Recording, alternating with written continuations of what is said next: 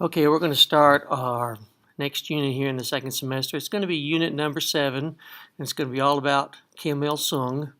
As usual, we'll have a study guide here on it, a crash course video, and our note sheet on it, as well as the readings that you need to do. Okay, so let's get started. Thank you.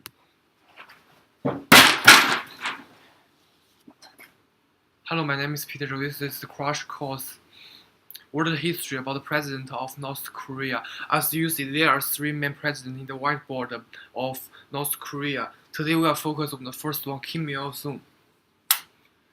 He was the first president of North Korea. He was the Prime Minister of North Korea. He was the General Secretary of the Central Committee of the Workers' Party of Korea. He was the Chairman of Central Committee of the Workers' Party of Korea.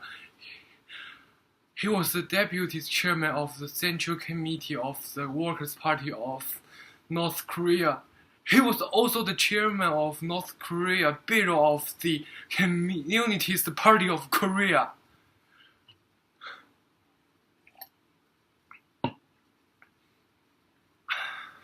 I need to improve my English.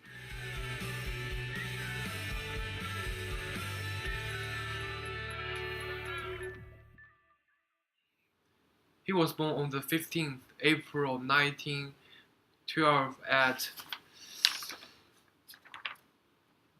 Myeongdae, Hanok-Nando, Japanese Korea, which is the period that the North Korea was controlled by the Japanese.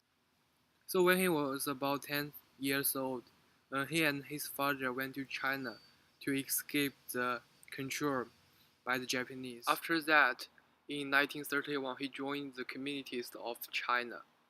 And 1 year later, he joined the Guerrilla of China. When the World War II approached to the end, Kim Il-sung decided to go back to his homeland, Korea. So under the support of the Soviet Union, Kim Il-sung finally came back to North Korea on 15 October 1945. Finally, on the 9 September 1948, he was selected as the chairman of the Workers' Party of North Korea and the Prime Minister of North Korea, which means he has already become the highest leader of North Korea. Oh, we come back. Okay, the most important things Kim Il-sung experienced and anticipated is the Korean War. Okay, let's go to the thought bubble. We don't have any thought bubbles, but we have light bubbles. You want to ask, how was the Korean War start? Basically, it's Kim Il-sung want to unify the whole Korean peninsula, including South Korea and North Korea. And on the 11th June of 1950, 3 men from the North Korean side go to the South Korean side to negotiate agreement about to unify their country. But the 3 men was arrested by the South Korean government, so the North Korean declared a war on North Korea. That's how the Korean War started. Now, come with me to the battlefield.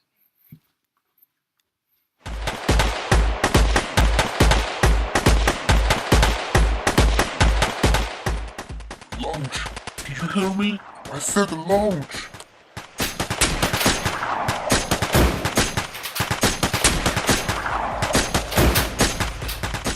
What do you mean I can't? It's the nuclear launch code.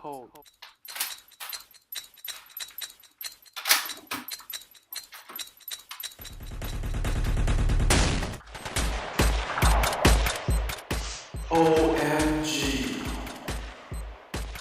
What a launch!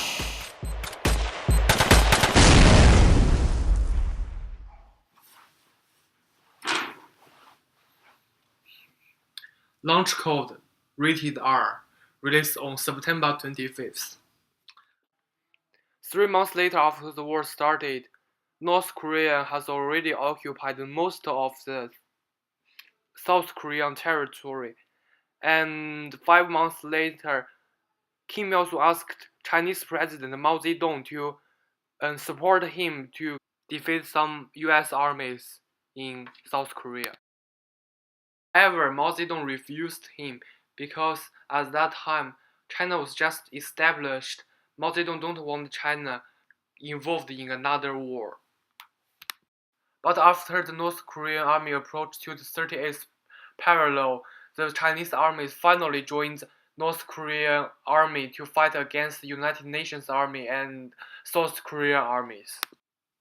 As you can see, the North Korean army almost invaded the heart of the South Korean territory, but the South Korean armies decided a counterattack. They made North Korean armies retreated till the 38th parallel.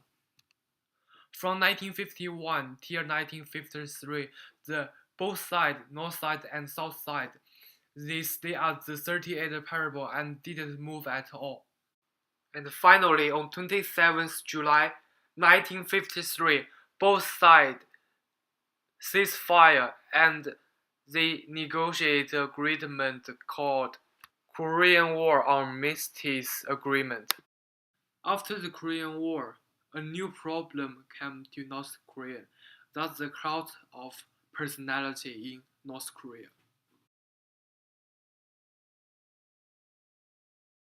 In Korea, people can't just call him Kim Il-sung. You can just call him general or president or the father or the son.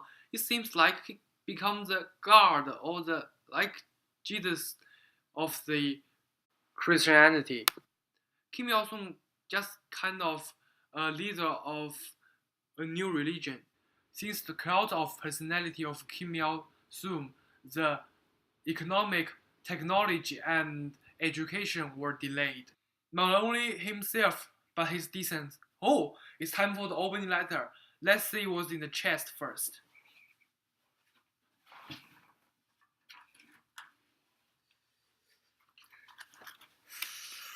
What these two things can do? Oh, I get it.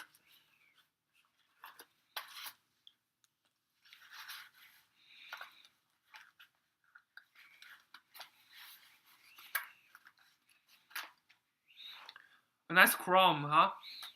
So not only himself, but his descendants also become like a dictatorship of North Korea. They were crowd of personality by his people. So North Korea don't become an empire again. Best wishes, Peter Zhou. At last, on the 8th July of 1994, Kim Il-sung died for heart attack. After that, he was named the Eternity Present, and his birthday became a holiday as the Day of the Sun. Why people think Kim Il-sung is an important historical figure? I think basically it's because he established the modern North Korea. Because of him, there was the Korean War. Because of him, there was Korean War. That's how we have North Korea and South Korea now. And because of him, there was the crowd of personality. That's why North Korea's leadership is kind of a dictatorship right now. Therefore, it's really hard to identify a person is good or bad. So, that's all for this week. Thanks for watching. I will see you next week.